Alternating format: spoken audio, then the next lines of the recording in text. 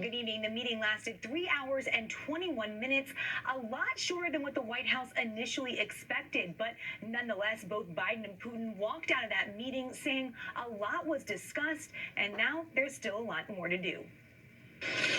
Russian President Vladimir Putin arrived first at the villa in Geneva, Switzerland. Then President Biden arrived. The two leaders first sat down with Secretary of State Antony Blinken and Putin's Russian counterpart before allowing other aides to join in on their conversation. The meetings lasted nearly 3.5 hours. After 2 hours there, we looked at each other like, okay.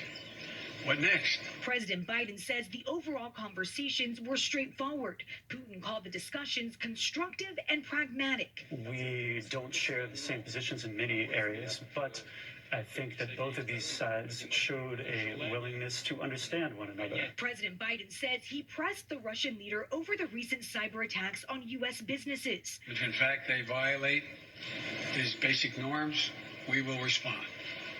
Cyber.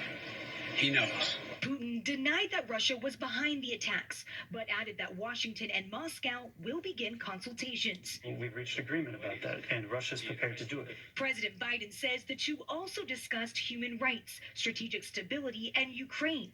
He says now the focus shifts to what happens next and making sure both sides keep their word.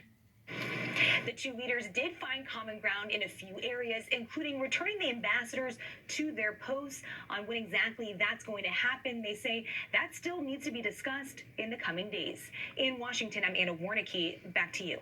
Well, unemployment remains high.